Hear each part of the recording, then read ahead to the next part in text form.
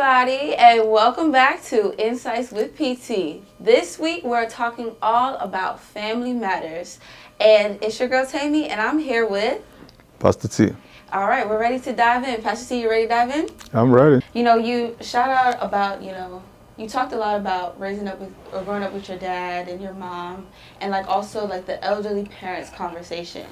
So this next question is also geared towards that. So should our elderly parents be placed in nursing homes as opposed to living with their married children who are young and figuring out their lives? This question is a cultural question. Because in Africa, there's no provision like that. You understand? In Africa, there's no provision like that. That's why I said it's a cultural question. Do you understand? When people grow old in Africa, if they are not staying with their kids, they probably have the home that they are staying themselves already. If it's not homes that their kids built for them, maybe it's home that they built themselves. Or maybe it's a rented apartment. So what do the kids do? If the kids have some form of income and they can spare something, they can get one or two family members to go and stay with their parents. And, they give the family some stipend as allowance, and then they help with the mom and things like that. So that's a kind of social security, in quote, that helps the parents. But here abroad, there's no whatever, like that. What I'm realizing now is that it's not even 100% that Caucasians, a lot of Caucasians, they do an ADU.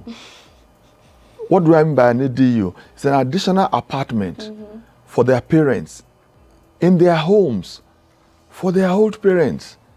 Do you understand? Some of them are saying, oh, my parent is old, maybe they will sell their house, they come and live in the ADU. So as the main house is here, a 4-bedroom, maybe they have some extra land, they just build a 1-bedroom apartment next door and they put their parents there. Do you understand? Some people, and I see sense in all this, some people, they go to adult homes.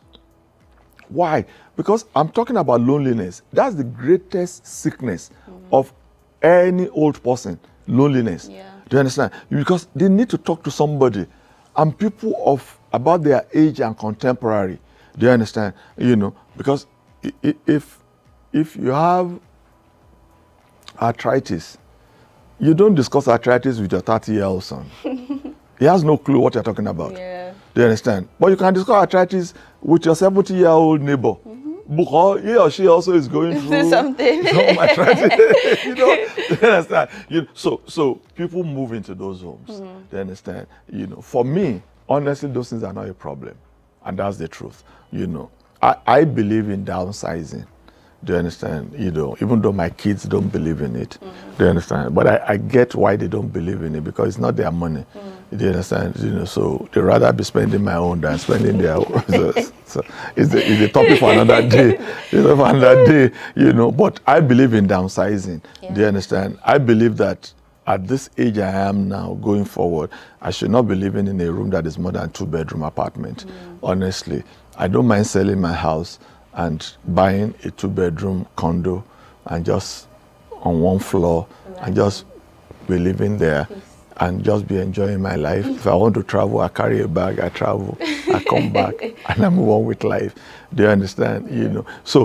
But they are all cultural things.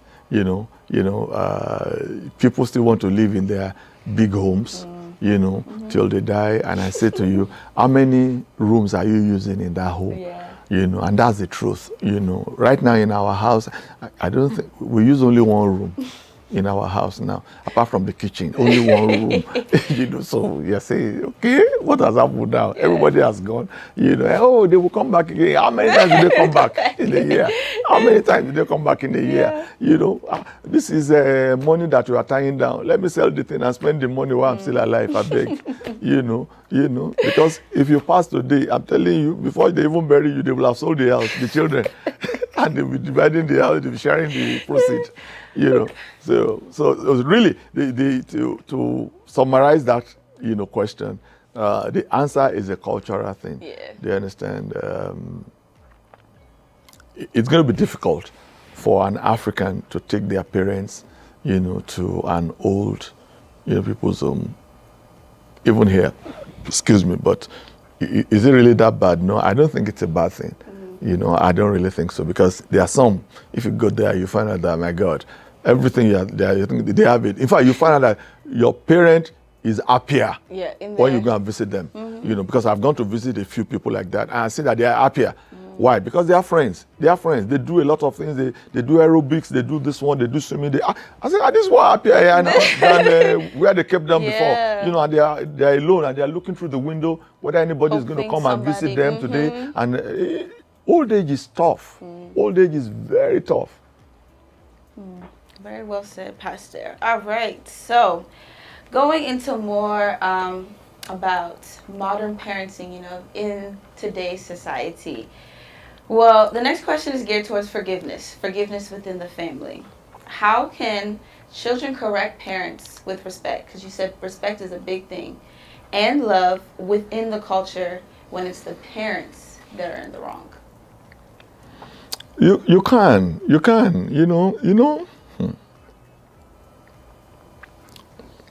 There is a saying in Africa that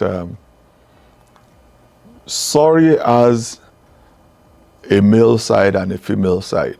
That's the best way I can put it. Do you understand? So there's a way you say sorry, and I have a feeling that you are really sorry.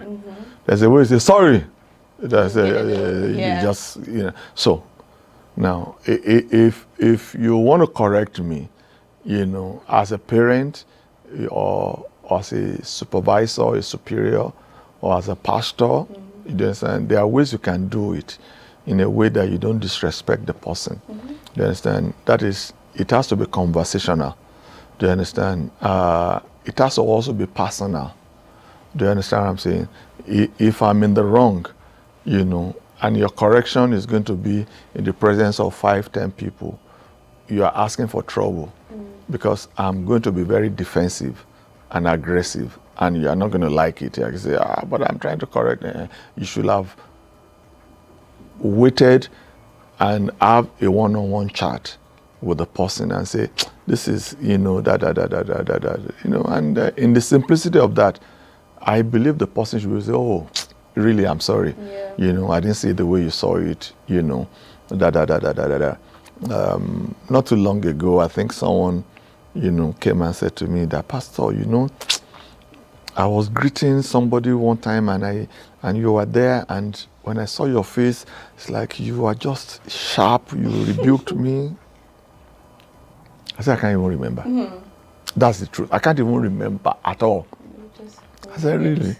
I said, but you didn't do anything for me now. Why should I? I said, that's why I was wondering. I said, okay, I'm sorry if that's the way you felt, but really, nothing. I don't have anything against you. I'm sorry. Now, that's it. Then you apologize, then you move on with life. Because for me, that's not a problem for me.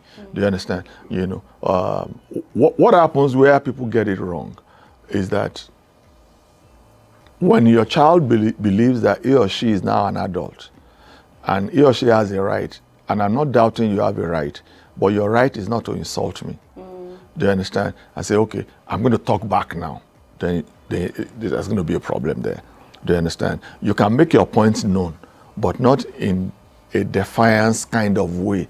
Do you understand? Because the Bible is very clear on that honor your father and your mother so that your days will be long, in the land that God is giving you. So we have to draw the line, and everybody will be clear about how we do it.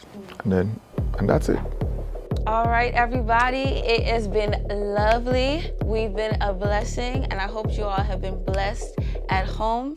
Once again, if you have any more questions or topics that you would love PT to answer, go ahead and send over those questions to insights@jesushousebaltimore.org.